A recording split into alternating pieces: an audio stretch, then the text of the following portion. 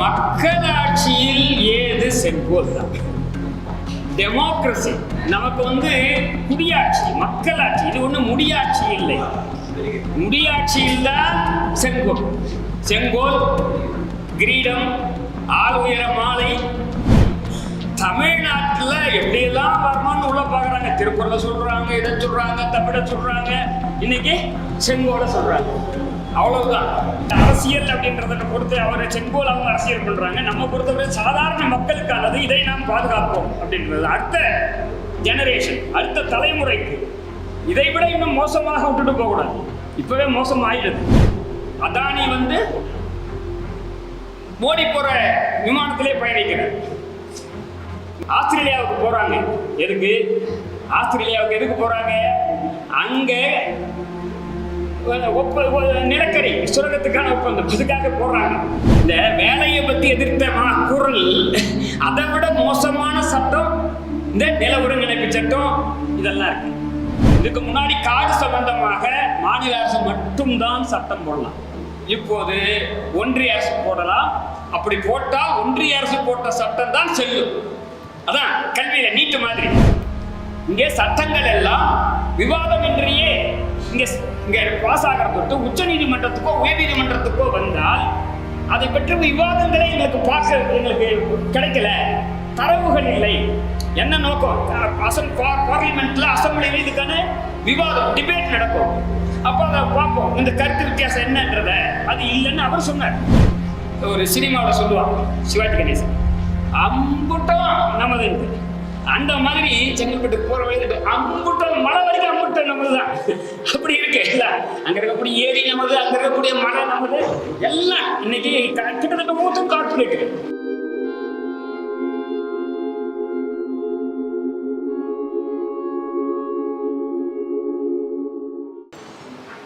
இயற்கை வளங்களை பாதுகாப்போம் என்றதான் இன்றைய கூட்டம். அதுக்கும் செங்கோலுக்கும் தொடர்பு இருக்கு. இருந்தாலும் அவர் செங்கோலை பத்தி சொன்னார். வெற்றி செல்வன் வழக்குரைஞர், அவரே வழக்குரைஞர் தான். இல்ல, நான் அந்த செங்கோல் வளையுமா வளையாதான் இல்லை. மக்களாட்சியில் ஏது செங்கோல் தான். டெமோக்ரஸி நமக்கு குடியாட்சி, மக்களாட்சி. இது ஒண்ணு முடியாட்சி இல்லை. முடியாட்சியில் தான் செங்கோல். செங்கோல், கிரீடம், ஆள் உயர மாலை, இதெல்லாம் பிரபுத்துவத்தின் மிச்ச சொச்சங்கள் நமக்கெல்லாம் இருக்கு. நம்ம தலைவர் எப்படி பார்க்குறோம்? செங்கோல் கொடுக்குறோம் நம்ம தலைவர்கிட்ட. தலைவருக்கு கிரீடம் வைக்கிறோம், பெரிய மாலை போடுறோம். அதை இப்ப இருக்கக்கூடியவங்க பயன்படுத்திக்கிறாங்க. நம்ம இன்னும் பிரபுத்துவத்திலிருந்து முதலாளித்துவத்துக்கே வரல. அதனால அந்த பிரபுத்துவ சிந்தனை இருக்கு இல்லைங்களா, அதை நீங்க ஊர்ல அதனுடைய விளைவு தான் நினைக்கிறேன். அதனால நீங்க பாத்தீங்கன்னா இந்த அதிகாரம் இருக்கு பாருங்க, செங்கோல் எந்த அதிகாரத்தையும் தரவில்லை. எது அதிகாரத்தை தந்தது? நம் அரசமைப்பு சட்டத்தினுடைய முகப்புரை பிரியாம்பிள் என்ன சொல்லுது? சாவர்னிட்டியை, இறையாண்மையை யார் தந்தார்கள்? செங்கோலா கொடுத்தது மக்கள் என்றது கான்ஸ்டியூஷன். கான்ஸ்டியூஷனுடைய முகப்புரை, அரசமைப்பு சட்டத்தினுடைய முகப்புரை. இந்த அரசமைப்பு சட்டத்தை we the people of India என்று சொல்லுவோம். இந்திய மக்களாகிய நாங்கள் இந்த அரசமைப்பு சட்டத்தை உண்டாக்கிக்கிறோம், இந்த அதிகாரத்தை தரோம் அப்படின்லாம் சொல்றதே தவிர இதெல்லாம் இல்லை. இதை இன்னைக்கு தமிழ்நாட்டில் எப்படியெல்லாம் வரணும்னு உள்ள பாக்குறாங்க. திருக்குறளை சொல்றாங்க, இதை சொல்றாங்க, தமிழை சொல்றாங்க, இன்னைக்கு செங்கோலை சொல்றாங்க. அவ்வளவுதான். அதை கூட அவங்க மனசுல இருக்கிறது சங்கராச்சாரியா. ஆனால் திருவாரூரை நான் பிராமின் சாமியாரை கூட்டு இதை செய்ய வைக்கிறாங்க. இதுக்குள்ளார இருக்கக்கூடிய நுட்பமான அரசியலாக இதை அவ்வளவுதானே தவிர நாம் பார்க்கறதா நமக்கு இருக்கக்கூடிய கேள்விக்கு அதெல்லாம் பதில் கிடையாது. இந்த இதெல்லாம் உலகத்துல எங்கேயுமே, ஈவன் பிரிட்டன்ல கூட அவங்க இதை பொருட்டாக மதிப்பதில்லை. பிரான்ஸ்ல சுத்தமா கிடையாது. பிரான்ஸ்ல அரசனை கில்லட்டின்ல வெட்டி போட்டதுக்கு அப்புறம் அரசனே கிடையாது. இங்க ஒப்புக்குன்னு இருக்காங்க, பிரிட்டன்ல ஒப்புக்கு இருக்காங்க. அவங்களுக்கு எந்த அதிகாரமும் கிடையாது. ராஜாவுக்கு அன்னைக்கு முடிவு சொல்றதை தாண்டி அவருக்கு ஒரு அதிகாரமும் கிடையாது. அதனால இந்த செங்கோல் என்பதே முடியாட்சி போனதுக்கு அப்புறம், மன்னர்களுடைய ஆட்சி போனதுக்கு அப்புறம் கிடையாது. கிட்டத்தட்ட தமிழ்நாட்டில் எடுத்துக்கிட்டீங்கன்னா 12, 13ஆம் நூற்றாண்டு அப்புறமே இங்க நேரடியான முடியாட்சி என்பது பெருசாக இல்லைன்னு சொல்லலாம். சேர சோழ பாண்டியர்கள் போனது அப்பவே போயிட்டாங்க. சரி, நாம நேரடியா இயற்கை வளங்களை பாதுகாப்போம்ன்றதுதான் நம்ம சொல்றோம். இயற்கை வளம்ன்றதுல என்ன நம்ம எடுத்துக்கிறதுனா, நிலம்,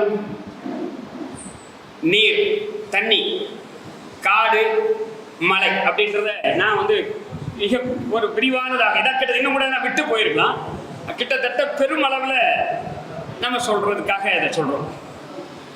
இப்போ நிலம் அப்படின்னா அதனுடன் பிணைக்கப்பட்டவர்கள் விவசாய மக்கள். நான் கூட ஒரு விவசாயி தான். ஆனால் இப்போ நான் விவசாயியில் வக்கீலாக இருந்தேன், அடுத்து ஜட்ஜாக இருந்தேன், இப்போ ஓய்வு பெற்றுட்டேன். நான் விவசாய குடும்பத்தில் வந்து நான் இன்னும் கூட இப்போ கிராமத்தில் விவசாயம் நடக்குது. அப்போ விவசாயிகள் இங்கே இப்போ நான் சின்ன வயசுலலாம் பாடத்தில் படிக்கும்போது சொல்லுவாங்க, இன்னைக்கு அது உண்மையே இல்லை, இன்னைக்கு இருக்கா பாடம் தெரியல எனக்கு. விவசாயிகள் நாட்டின் முதுகெலும்பு, விவசாயிகள் நாட்டில் 75% மேலே இருக்காங்க. கிடையாது எல்லாத்தையும். ஏன்னா எல்லாத்தையும் இப்போ எங்கள் ஊர் சென்னையிலேருந்து இந்த பரந்தூர் கிட்ட தான் இருக்குது எங்கள் ஊர். இப்போ ஊந்தமல்ல போனீங்கன்னா பிட் நோட்டீஸ் விட்டுருக்கான் எல்லா இடங்கள்லையும், மலிவான விடையில் சென்னைக்கு அருகில் மனை கிடைக்கிறது அப்படின்ட்டு, அருகில் ஏர்போர்ட் வரப்போகிறது அப்படின்ட்டு விவசாயிகளுடைய இன்னைக்கு நிலங்கள் இருக்கு பாரு. கொஞ்சம் கொஞ்சமாக போகலாம் அதை பற்றி. இப்போ இந்த இயற்கையை பாதுகாக்கணும். ஏன்னா பாதுகாக்க முடியல, இப்போ நம்மளால் படுறதை பாதுகாக்க முடியல. இயற்கையை பாதுகாத்தா தான் நம்மளால் இன்னைக்கு இருக்கக்கூடிய என்வைரன்மெண்ட் சூழலை பாதுகாக்க முடியும். சூழல், இயற்கை சூழலை பாதுகாக்க முடியும். அதான் இன்னைக்கு வந்து எக்ஸ்ட்ரீம். இன்னைக்கு பார்த்தீங்கன்னா கடுமையான இந்த ஹீட் வேவ், வெயில், கடுமையான மழை பொழிவு. ஒரு மாதத்தில் பெய்யக்கூடிய மழை 4 மணி நேரங்கள் பெய்கிறது.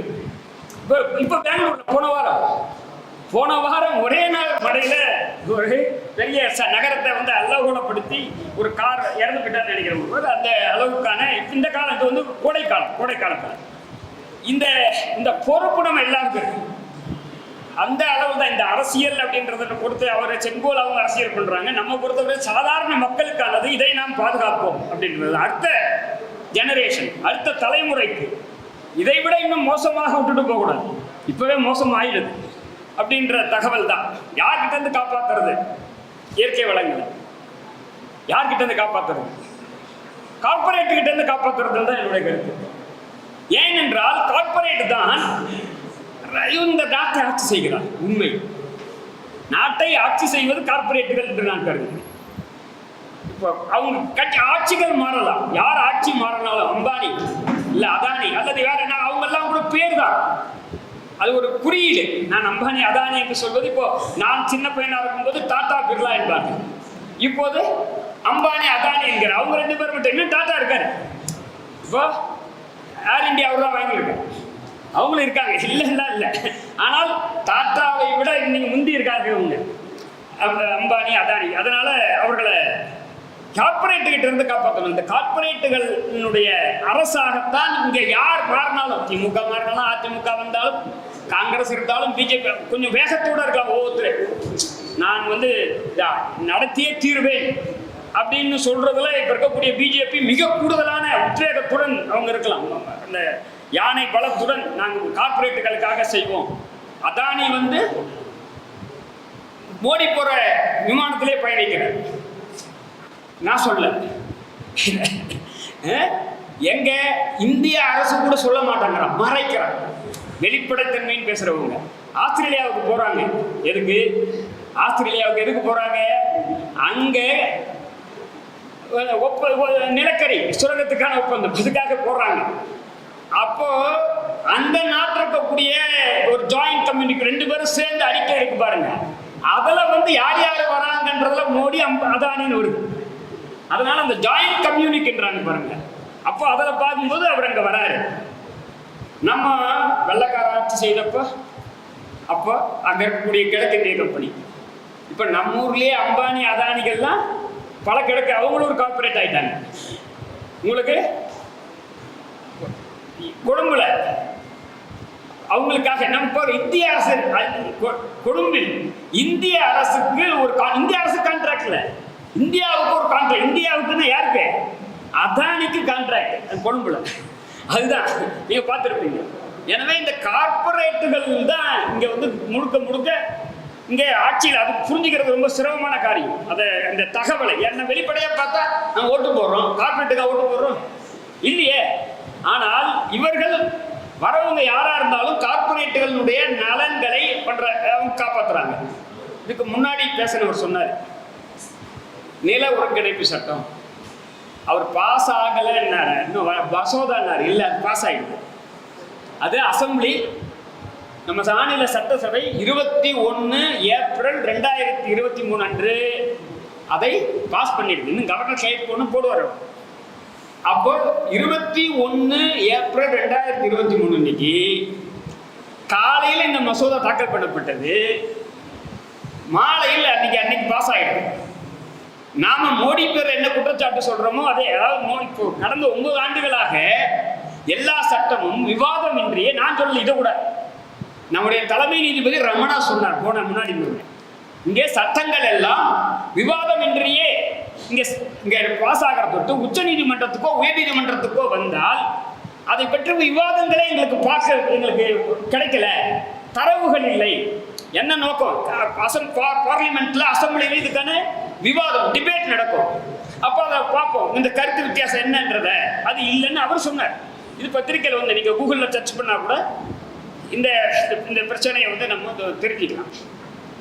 எனவே இங்க இந்த 2023 21ஆம் தேதி 2 சட்டம், ஒரு சட்டத்தை ஸ்டாலின் வந்து திரும்ப பெற்றார்.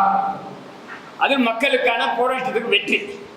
அதை 13ஆம் தேதி நினைக்கிறேன், 11ஆம் தேதி அந்த மசோதாவை தாக்கல் பண்றாரு. எது? அது வந்து தொழிலாளிகளுக்கு கட்டுப்பாடு இல்லாத வேலை நேரம் 12 மணி நேரம் கிடையாது. நிறைய பேர் தப்பா சொல்றாங்க. தொழிற்சங்க தலைவர்களே 12 மணி நேரம் இல்லை 12 மணி நேரம் ஏற்கனவே இருக்கு. 12 மணி நேரம் தேவைப்பட்டால் சில நேரங்களில் 12 மணி நேரம் வேலை இருக்கலான்ட்டு ஏற்கனவே இருக்கு. கட்டுப்பாடற்ற எந்த நேரத்துல இருக்கு ஏற்கனவே. அது கூட நான் இன்னைக்கு அதை பேச போறது இல்லை, ஏன்னா அது நம்ம சப்ஜெக்ட் இல்லை, ஏற்கனவே இருக்கு. ஆனால் அதுக்கு எந்தெந்த சூழ்நிலையில இருக்கு சட்டத்தில், எந்தெந்த சூழ்நிலையில 12 மணி நேரம் இருக்கலாம். உதாரணத்துக்கு ஒரு கம்பெனி, அதான் செக்ஷன் 65, அது 65, அந்த கம்பெனிக்கு ப்ரெஸ்ஸிங் டிமாண்ட் இருந்தால் அதுக்காக உதாரணத்துக்கு ஒரு மாசத்துல ஒரு 100 கோடி ரூபாய்க்கு எக்ஸ்போர்ட் ஆர்டர் பண்ணணும்.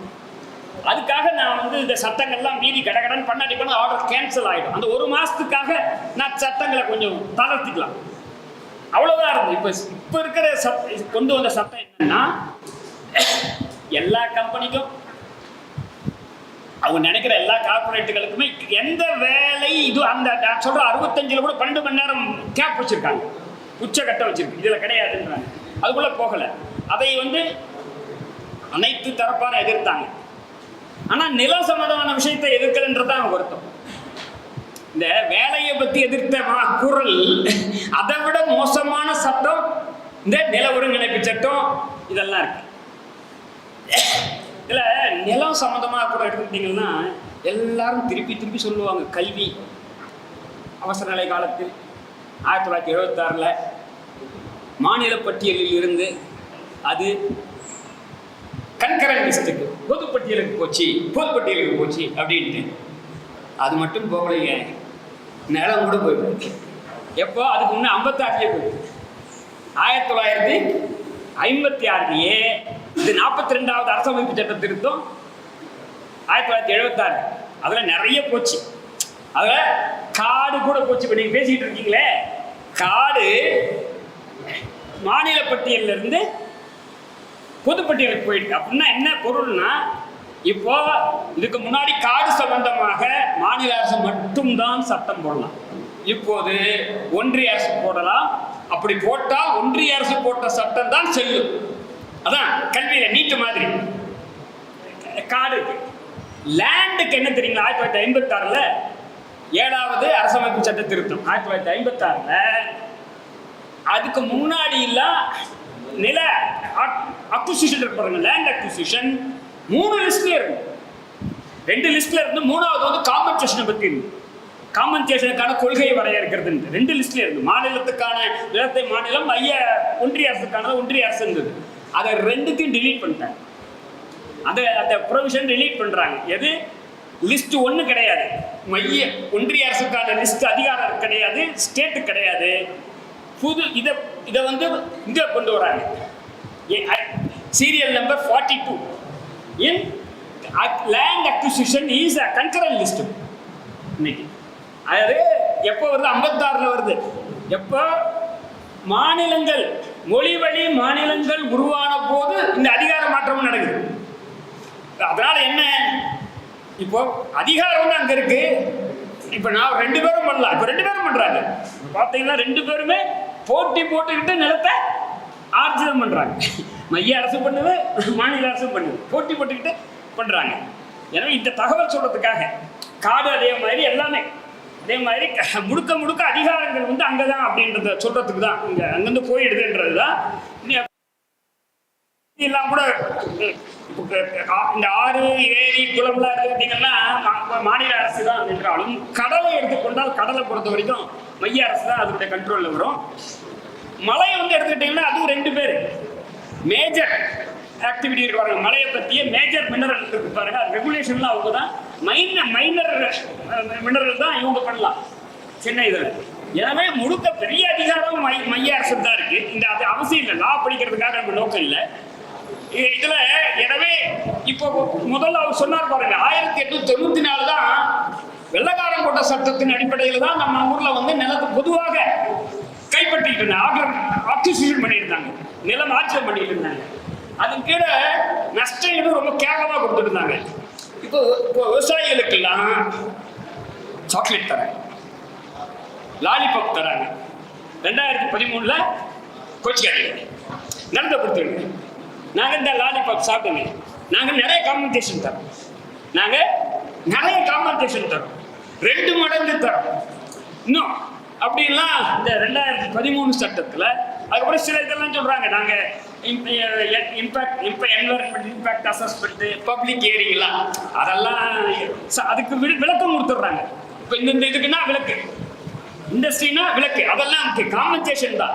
ஏன்னா ஒரு கட்டத்தில் நம்ம விவசாயி என்ன நினைக்கிறான், காம்பன்சேஷன் வாங்கி போயிடல, இவனோட போராட முடியாது அப்படின்ற எண்ணத்துக்கு தள்ளப்படுறோம்.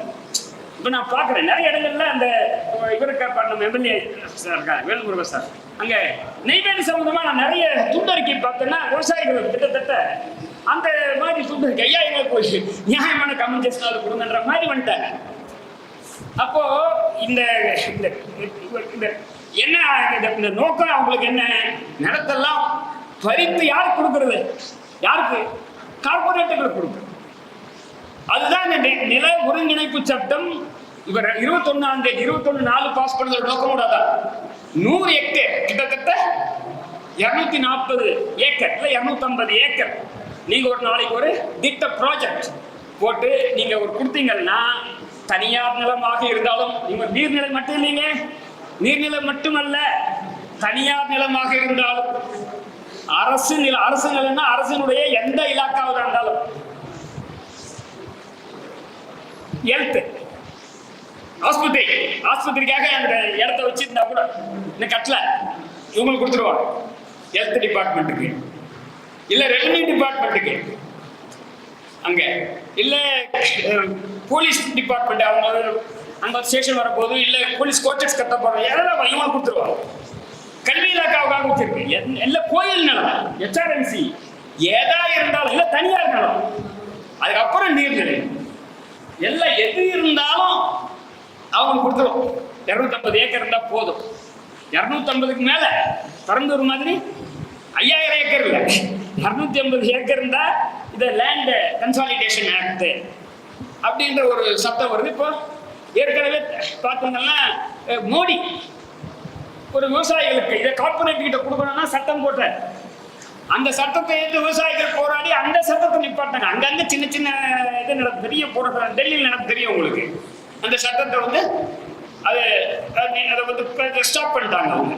இங்க 8 வழிச்சாலைக்கு நம்ம தற்காலிகமா நிறுத்திருக்கோம். உச்ச நீதிமன்றம் மீண்டும் உயிர் கொடுத்துருக்கு. இங்க இங்க டெல்லி இங்க மெட்ராஸ் ஹைகோர்ட் வந்து அதை ரத்து பண்ணாங்க.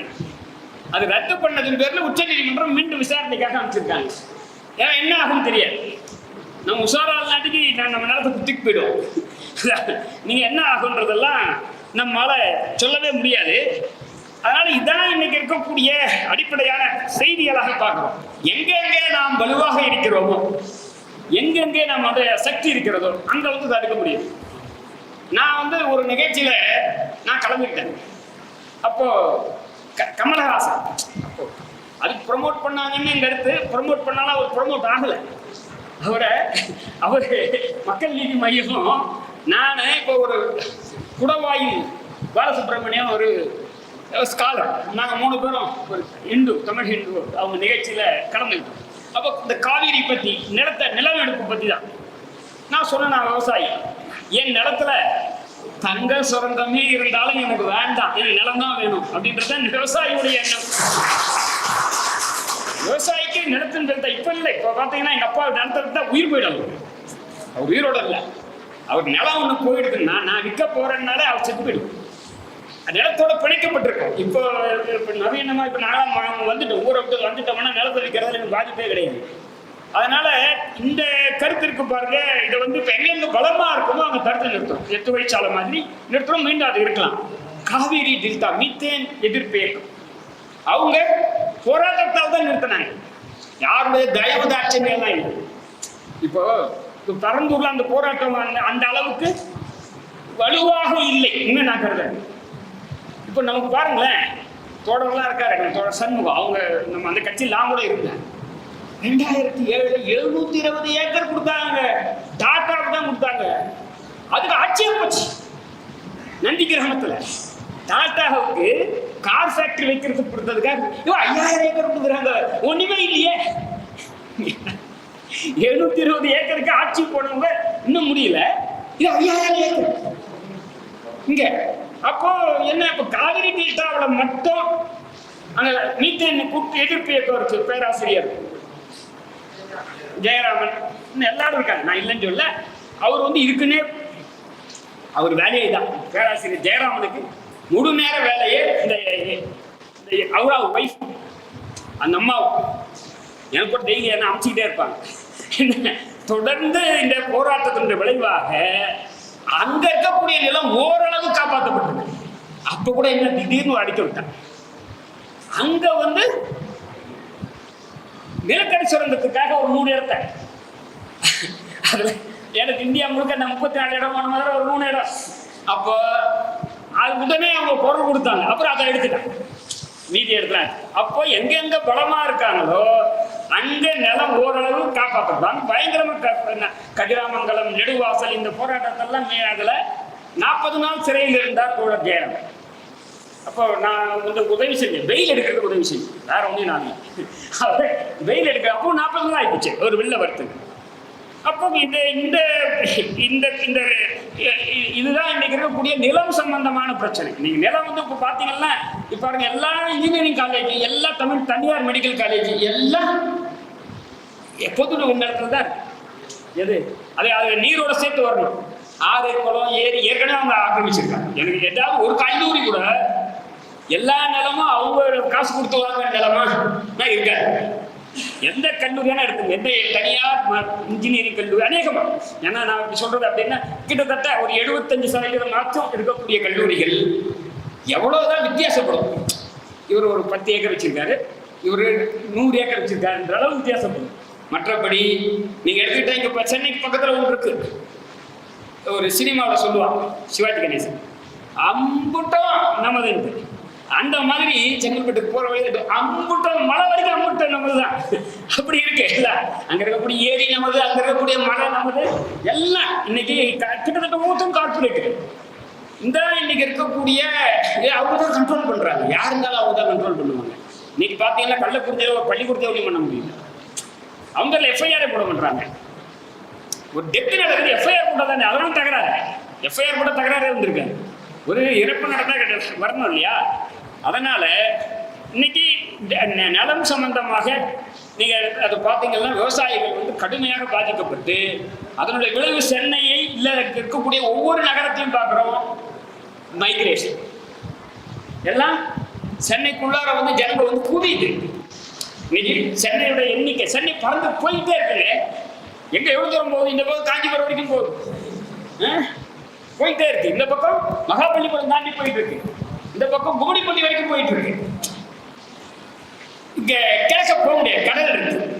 அதை நம்ம வந்து அதானி கொடுத்துட்டோம் 2000 ஏக்கர். இல்ல, அதாவது 2000 ஏக்கர் கடல்ல கொடுத்துருக்கு அதானி. தெரியுமா தெரியல உங்களுக்குலாம்?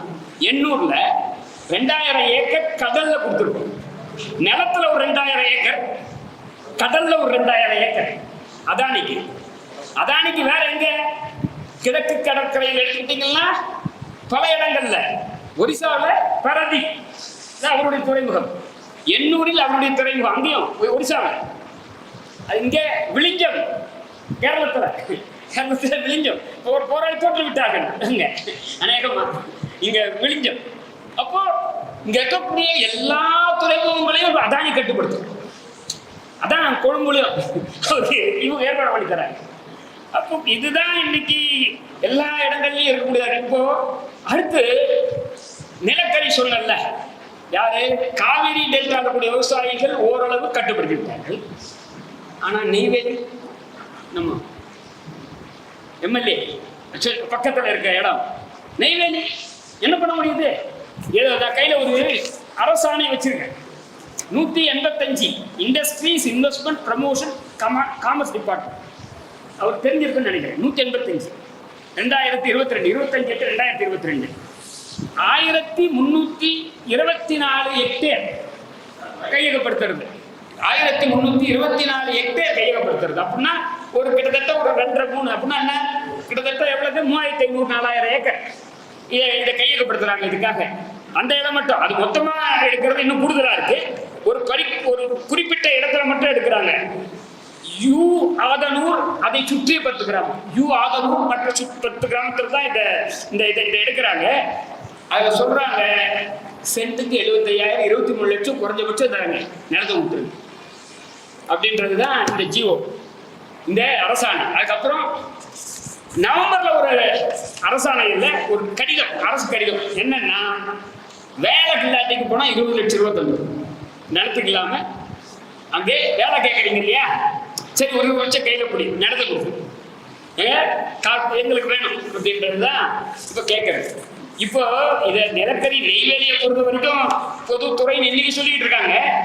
என்னைக்கு அது தனியாருக்கு போகணும்னு தெரியாது. ஏன்னா இன்னைக்கு எல்லாம் தனியார் தான். இன்னைக்கு இப்போ நீங்க பரந்தூர்ல ஏர்போர்ட் இருக்க, நான் ஏற்கனவே சொன்னேன், இருந்த ஏர் இந்தியா விமானத்தை சுமார் ஒரு எவ்வளவு 500 விமானம் இருக்கும், இல்ல 1000 விமானம் இருக்கும், அது எல்லாத்தையும் டாடா விட்டாச்சு.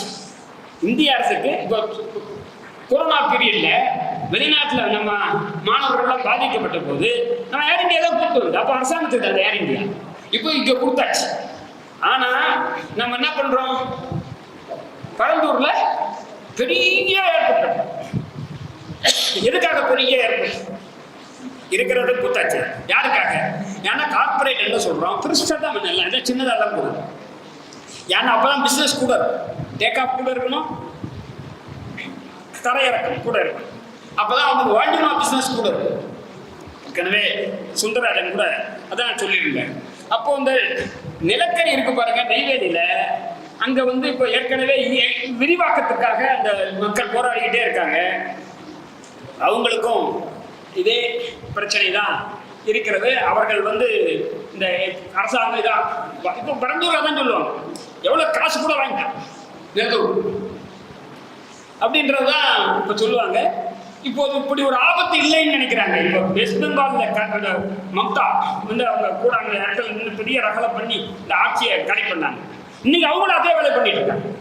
அவங்களும் நிலத்தை எடுத்து கொடுத்துட்டு இருக்காங்க, எல்லாரும் கொடுத்துட்டு இருக்காங்க. இந்தியா முழுவதும் விவசாயிகளுடைய நிலங்கள் வந்து எடுத்து கொடுக்கப்பட்டு கடல் ஓரத்தில் இருக்கக்கூடிய மீனவர்கள் 2000 ஏக்கர் கடல் கொடுத்தா என்ன ஆகும்? எண்ணூர்ல அங்க இருக்கக்கூடிய மீனவர்கள் தான், விவசாயம் கூட பரவாயில்ல. மீனவர்களை பொறுத்த வரைக்கும் மீன் மாதிரி மீனை தூக்கி தரையில போட்டா செத்து போயிடும். அவனை கடலை விட்டு பிரிச்சா அவன் எங்க போவான்? கிட்டத்தட்ட செத்து போறதுதான் மீனவர்கள். கிட்டத்தட்ட நீங்க பாத்தீங்கன்னா கடல் ஓரம் முழுவதுமே பார்த்தா ஏற்கனவே பக்கத்திலே காமராஜர் போட்டுன்னு ஒண்ணு, அதை தாண்டி வந்து நம்ம மெட்ராஸ் போட்டு அதுக்கு மகாபலிபுரத்தில் அணுமின் நிலையம். அந்த லைனாக பார்த்தீங்கன்னா இங்கே பார்த்தா மீனவர்கள் வந்து எல்லா இடங்களிலிருந்தும் அப்புறப்படுத்தப்படுகிறார்கள். அவர்களுக்கு மாற்று வாழ்வாதாரத்துக்கான ஏற்பாடும் கிடையாது. இந்த அதானியில் கூட கிடையாது. இங்கே அவங்க சொன்னாங்க நிலம் கொடுத்தவங்களுக்குலாம் வேலை தரணும், இது வரைக்கும் வேலை யாருக்கும் தரல. அது அந்த பிரச்சனை நடந்துட்டு தான் இருக்கு. எனவே இங்கே பார்த்தீங்கன்னா இங்கே இருக்கக்கூடிய இதெல்லாம் நிலம் நீர் எல்லாமே இன்னைக்கு வந்து ஆபத்தில் இருக்கு. காடை பற்றி அவர் சொன்னார். காட்டை பற்றி தமிழ்நாட்டில் பெரிய அளவு காடு கிடையாது, ஏற்கனவே காடு கிடையாது. மிக குறுகிய காடு தான். தோட்டம் சண்முகலாம் சொன்னால் எனக்கு தெரியாமல் இருந்தால் குறைவானதுதான் காடு அப்படின்னு நினைக்கிறேன். நிலத்தில விவசாயிகள், கிட்டத்தட்ட கடல்ல மீனவர்கள், காட்டுலையும் மலையிலும் வசிப்பவர்கள். நம்ம ஊர் பெரிய அளவுக்கு சொல்ல முடியாது. மலையில சின்ன சின்ன மலைகள், அதை வேற காணாம போயிடுது மழை. அது வேற இன்னைக்கு இருக்க மழை அடுத்த நாள் இல்லை உடைச்சிடுறான். அப்படியே இந்த வடிவேல் இல்லை வசனம் சொல்ற மாதிரி இருந்த மழை காணும், ஏரி காணும், ஆறு காணும், ஜலம் காணும், எல்லாம் காணும் அப்படின்ற மாதிரி எங்க போயிடுது அப்படின்றதுதான் இன்னைக்கு இருக்கக்கூடிய இந்த பிரச்சனையாக இருக்கிறது. அப்போ காட்டை பொறுத்த வரைக்கும் எடுத்துக்கிட்டீங்கன்னா இருக்கிற கொஞ்சம் காடு கூட பார்த்தீங்கன்னா அடிக்கடிக்கு பேப்பர்ல பார்க்குறோம் யானை ஊருக்குள்ள வருது. ஏன் யானை ஊருக்குள்ள வருது? கார்பரேட்டை நம்ம அங்கே விட்டுட்டோம். கார்பரேட்னா கார்பரேட் மாதிரி இன்னும் கூட ரிசார்ட்டு எல்லாம் நம்ம ஈசா ஈசா ஈசா ஒன்று. நான் ஒரு ஈசாவை சொல்லல, பல ஈசாக்கள் உள்ள இருக்காங்க. ஈசான்றது குறியீடாக நான் பார்க்கிறேன். எல்லாம் காடு முழுக்க வந்து கைப்பற்றப்பட்டு விட்டது. யானையின் வழித்தடங்களுக்கு யானை என்ன பண்ணாது, அது ஊருக்குள்ளதான் போகும். கொம்பன் அரிசி கொம்பன் வேற எங்க போவார் அவரு? நீ போய் அவ இடத்த பிடிச்ச உடனே நம்ம ஊருக்குள்ளதான் விலங்குகள் வருது. எல்லாம் இதான் இன்னைக்கு இருக்கக்கூடிய காட்டை எல்லாம் குறைச்சல். நீ அவங்க சொன்னது வந்து இப்ப ஜார்க்கண்ட், சத்தீஸ்கர், ஒரிசா அங்கெல்லாம் வேதாந்தாவுக்கு அப்படியே ஒரு காட்டை கொடுக்குறாங்க. அங்க மைன்ஸ் அங்க திறக்கிறது. இங்க வந்து நம்ம ஊர் அவ்வளவு பெரிய காடு கிடையாது. ஆனா உங்களுக்கு உண்மையிலேயே ஒரு விஷயம் தெரியும், சென்னையில ஒரு பெரிய காடு இருந்தது. நான் கூட ஜட்ஜாக உத்தரவு போட்டேன். அந்த உத்தரவு ஜட்ஜி போடுற உத்தரவு குப்பத்தொட்டில போட்டுருவாங்க. பள்ளிக்கரணையில உலகத்திலேயே சதுப்பு நிலக்காடு சென்னைக்கு ஒரு பெரிய வரப்பிரசாதம். ஏன்னா நகரத்துக்கு மத்தியில் இருக்கிறது நம்ம சென்னைக்கு. அதில் நீங்க யாருன்னா பள்ளிக்கரணை வழியா போங்க, காடையாது கிட்டத்தட்ட ஒரு 25% இருக்கும், இல்ல 40% இருக்கும். 60% எல்லாரும் சாப்பிட்டா கவர்மெண்ட் சாப்பிட்டுருக்காங்க, அவங்களும் சாப்பிட்டுருக்காங்க. அவங்களும் அதுக்கு ரோடு போடுறாங்க, இடையில அங்க வந்து குப்பை கொட்டுறாங்க. பாத்தீங்கன்னா குப்பை டம்ப் பண்ணியிருக்காங்கல்ல. எல்லா நாட காட்டை வந்து காட்டையும் இயற்கையை நாம் வந்து அழிச்சு விட்டுருக்கோம். மழை அங்க இருக்கக்கூடிய பழங்குடியின மக்கள் இருக்காங்க பாருங்க, அவங்க வந்து இதே மாதிரி மீனவர்கள் மாதிரியே பழங்குடியின. நம்ம இங்க பெருசா கிடையாது. நம்ம தமிழ்நாடு பாப்புலேஷன் 1%. ஆனா இந்தியா முழுவதும் பழங்குடி மக்களுடைய பாப்புலேஷன் பட்டியலின பாப்புலேஷன்ல பாதி. அப்படின்னா பாருங்க, சத்தீஸ்கர்லயும் ஒரிசாவிலையும் அங்க ஜார்க்கண்ட்லயும், அங்க ஜார்க்கண்ட்ல தான் ஸ்டான் சுவாமி அந்த மக்களுக்காக, தமிழ்நாட்டை சேர்ந்த ஸ்டான் சுவாமி அந்த மக்களுக்காக போராடி தான் உயிர் நீத்தாங்க. ஏன்னா அந்த மக்களுக்கு அம்பேத்கர் போன்ற ஒரு பெரிய மாபெரும் ஆளுமை தலைவர் கிடையாது எஸ்டி மக்களுக்கு.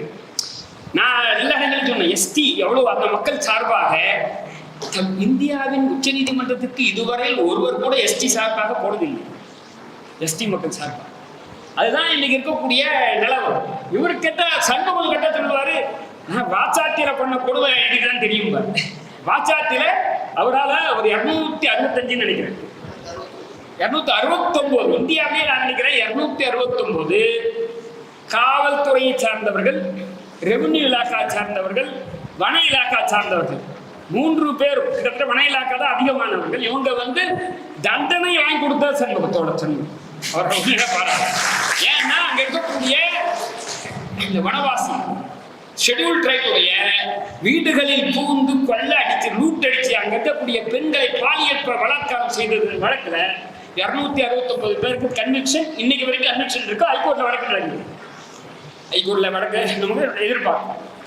எனவே இப்போ நம்ம இந்த சூழல்ல தான் நாம இந்த இதெல்லாம் பாதுகாப்புன்றது ஏன் முடியுமா? முடியும். ஏன் தஞ்சாவூரில் முடியும் என்றால் ஏன் நெய்வேலியில் முடியாது?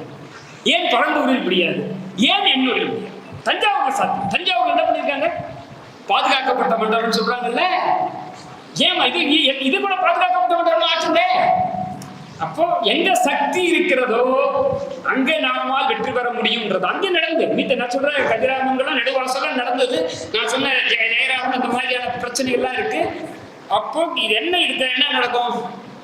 இதனாலதான் நம்ம நம்முடைய இயற்கை வளங்களை நாம் எவ்வளவு தூரம் பாதுகாப்புன்றது நம்முடைய மக்களினுடைய இயக்கத்தை, சிவில் சொசைட்டி. நான் அரசியல் கட்சிகள் அல்ல, தயவு செய்து அவங்களுக்கு ஒரு எல்லை இருப்பதாக கருதுகிறேன். இந்த அரசியல் கட்சியை நான் குற்றம் சொல்வதாக இல்லை.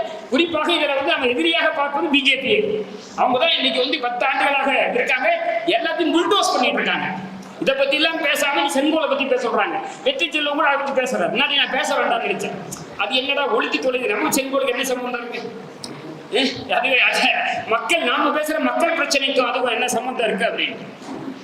இப்போ உங்களுக்கு தயவு செய்து என்ன தகவல் சொல்லணும்னா, நிலக்கரி சுரங்கம் இருக்கிறது. நிலக்கரி சுரங்கம் இப்போ தெய்வெளியில இப்போ விரிவாக்கன்றாங்க இல்லையா? பிரிட்டன்ல 1986 அனைத்து நிலக்கரி சுரங்கங்களும் மூடிவிட்டார். ஏன் மூணாங்க? 1986 அங்க புரட்சி நடந்தா, தொழிலாளி வர்க்கத்தினுடைய ஆட்சி கம்யூனிஸ்ட் கட்சி ஆட்சி, அதெல்லாம் ஒன்றும் இல்லை. மக்களுடைய எழுச்சியின் காரணமாக அங்க இருந்த கன்சர்வேட்டிவ் கவர்மெண்ட், லேபர் கவர்மெண்ட் கூட கிடையாது, தாட்சருடைய அரசாங்கம் அங்கே அனைத்து நிலக்கரி சுரங்கங்களையும் மூடிடுதுங்க. அப்ப என்ன அவங்களுக்கு? பிரிட்டன்ல கரண்டே இல்லையா? இன்னைக்கு பத்திரிகை எழுதியிருக்கான், நகை எடுக்காட்டிக்கு கரண்ட் இருக்காதுன்னு ஒருத்தர் எழுதுறாங்க.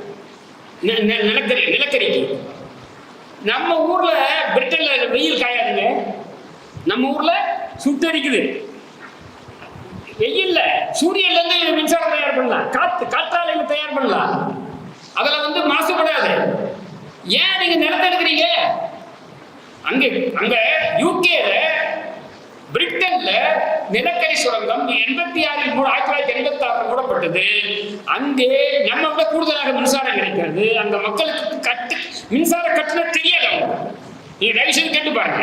மின்வெட்டு என்றால் பிரிட்டன்ல இருக்கவங்களுக்கு தெரியாது, ஐரோப்பாவில் இருக்கவங்களுக்கு தெரியாது, அமெரிக்காவில் இருக்கவங்களுக்கு தெரியாது. அங்க எப்படி சாத்தியம்? அதே மாதிரி மான்செஸ்டர், நான் போனப்போ மான்செஸ்டர் போனப்போ என்ன பார்த்தேன்னா, அங்க ஒரு டெக்ஸ்டைல் மில் கூட கிடையாது, ஸ்பின்னிங் மில் கூட. இதே நம்மளாம் இன்னும் பாடக்கால படிச்சுட்டு இருக்கோம். கோயம்புத்தூர் என்ன, தென்னிந்தியாவின் மான்செஸ்டர், இந்தியாவின் மான்செஸ்டர் மும்பை அப்படின்ட்டு. ஏன் கூட்டம்? அவன் துணி இல்லையா? ஸ்பின்னிங் மில்ல என்ன வருது? ஸ்பின்னிங் மில்ல தூசி வருகிறது, பஞ்சு. அதனால வேணாம், நம்மெல்லாம் மலிவு விலையில நம்ம அவங்க தரோம், நேரம் வாங்கிக்கிறேன், வேற எதனா பாக்குறேன். அப்போ நான் ஸ்பின்னிங் மில்ல மூடுன்னு சொல்லுங்க. நம்ம ஊர்ல தேவை நம்ம நிறைய இருக்கு. அதெல்லாம் நம்ம எப்படி உலகம் வளர்ந்துகிட்டு இருக்குன்றதுக்காக, அப்போ நம்ம நிலத்தை காப்பாற்றிக்க முடியாதான்றதுக்காக முன்னாடி தகவல் தான் நான் கிட்ட சொல்றேன். எனவே நம்ம நினைத்தால் நாம் நம்முடைய இயற்கை வளங்களை உறுதியாக காப்பாற்றிக் கொள்ளலாம். அங்க இப்போ அந்த அளவுக்கு வேண்டாம், குறைந்தபட்சம் இதுக்கு மூட கூட சொல்ல, நிலக்கரி சுரங்கத்தை கூட மூட சொல்ல. புதுசா இருக்க எப்படி சொல்றான்? 1324 ஹெக்டேர், 4000 ஏக்கர் எடுக்கிற நெய்வேலியில அது வேண்டாம். இந்த அதிகமாவே சொல்றான். அது எல்லாம் ஒட்டுமொத்தமா அவன் சொல்றது 3863 ஹெக்டேர் அப்படின்னா கிட்டத்தட்ட 10,000 ஏக்கர். இதுல ஒரு பகுதி இது. அதையாவது வேண்டாம், இருக்கிறது அப்படியே வருது. கொஞ்சம் கொஞ்சமா மூடிக்கிட்டு வா. மாற்று மின்சாரம், கார் என்ன ஆகுது? பெட்ரோலுக்கு பதிலாக என்ன ஆகுது? இப்போ ஈவி வருது இல்ல, மின்சாரத்துல வருது. நாங்க ரொம்ப சின்ன வயசுல இருக்கும்போது கரியில தானே ட்ரெயின் போச்சு, இப்ப மின்சாரத்துல தான் ட்ரெயின் போகுது. அப்போ இந்த மாதிரி மாற்று வழியில என்ன பண்ணணும் அப்படின்றத பார்க்கணும். நம்ம உங்களுக்கு தகவல் ஒரு முக்கியமா தெரிஞ்சுங்க. இப்போ உக்ரைன் ரஷ்யா சண்டை நடக்குது. மோடி கிட்ட கூட பேசிக்கிட்டே இருக்காங்க. மோடி இந்த சண்டையை பயன்படுத்தி ரஷ்யா கிட்ட குறைஞ்ச விலையில நம்ம அம்பானி வகைராக்கள், இந்த ஆயில் கம்பெனி எல்லாம் அடிமாட்டு விலைக்கு ஆயில் இதை வாங்குறாங்க. குரூட் ஆயில வாங்கி அதை நமக்கு கொடுக்கல, அதை பெட்ரோலை கன்வெர்ட் பண்ணி அவங்க எக்ஸ்போர்ட் பண்றாங்க. இதே நம்ம அரசாங்கம் கூட வாங்கல, நம்ம அரசாங்கம் கூட இல்லை, இந்த மலிவு விலையில வாங்கி கார்பரேட்டுகள் கொள்ளடிக்கிறாங்க. நீங்க பாருங்க, இந்த உக்ரைன் சண்டையிலையும் ரஷ்யா உக்ரைன் சண்டையிலேயே குளிர் காய்வது யாரு? கார்ப்பரேட். அவங்களுக்கெல்லாம் கவலையே கிடையாது. அவன் சொல்லிக்கிட்டே இருக்கான் மோடிக்கு, யூரோப்பியன் யூனியன் இருக்கு பாரு, அவன் சொல்லிக்கிட்டே இருக்கான், நான் உனக்கு தடை விதிப்பேன், நீ ரஷ்யா கிட்ட வாங்காதன்ட்டு. இவன் சொல்லிக்கிட்டே இருக்கான், நான் வாங்கல இது பண்ற ஏதோ காரணம் சொல்லிட்டு வாங்கிக்கிட்டே தான் இருக்கான். வாங்குறத பத்தி நான் சொல்ல, ஆனா அதை வாங்கி அது பாதி விலைக்கு இன்டர்நேஷனல் மார்க்கெட்ல ஒரு பேரல் $110 இது $55 வாங்கப்படுது. அப்போ நம்முடைய பெட்ரோல் எவ்வளவு கொடுக்குது? $50 வரணும் இல்ல? ஏன் வரல? எங்க போறது? உங்களுக்கு இந்த செல்போன் ஞாபகம் இருக்குங்களா? இன்கமிங் காலுக்கு காசு, நம்ம இன்கமிங் காலுக்கு காசு கொடுத்தாங்க, என்னாச்சு? அதெல்லாம் எங்க போச்சு?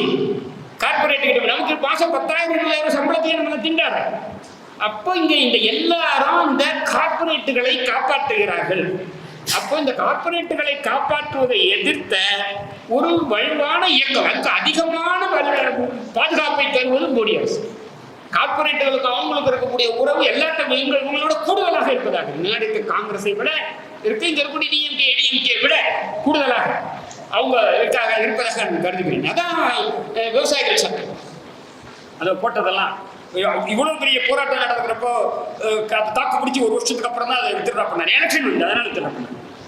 எனவே நமக்கு இதுல தகவல் என்ன, நான் இதுல சொல்ற தகவல் என்னன்னா, உங்களுக்கு சொல்றதெல்லாம் நீங்கள் மனம் உடைந்து போகாமல் தொடர்ந்து நீங்கள் உறுதியாக இருந்தால், நீங்க கொஞ்சம் கூடுதலாக சண்டை போட்டு கூட கம்பன்சேஷன் கூட வாங்கலாம் நினைக்கூடாது, நஷ்ட கூட வாங்கலாம்.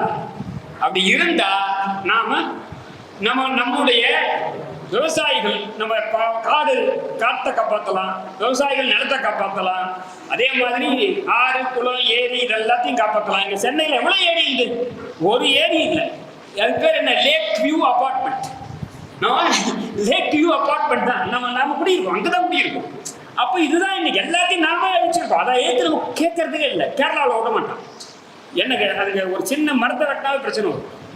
நமக்கு பெரிய பெரிய மரத்தை வெட்டி தள்ளுறான் அமைதியா நமக்கு என்ன. அப்போ நமக்கு இந்த சுரணம் இருந்தாலுடைய நம்ம இயற்கை வளத்தை காப்பாற்றணும்.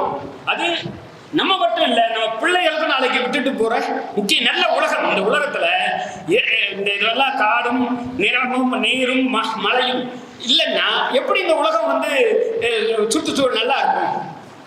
இந்த உலகம் எல்லாம் ஏசி போட்டு எவ்வளவு நேரம் தான் இருக்கிறது? இப்பெல்லாம் ஏசி போட்டு தான் இருக்கும், ஏசிக்குள்ள தான் எல்லாம் உட்காந்துட்டு இருக்கும், இங்கே ஏசி தான் உட்காந்துட்டு இருக்கும். அப்போ இதை எப்படி நம்ம இதை காப்பாற்ற போறோம் அப்படின்ற பெரிய கேள்விதான் இந்த கூட்டத்தின் நோக்கம்.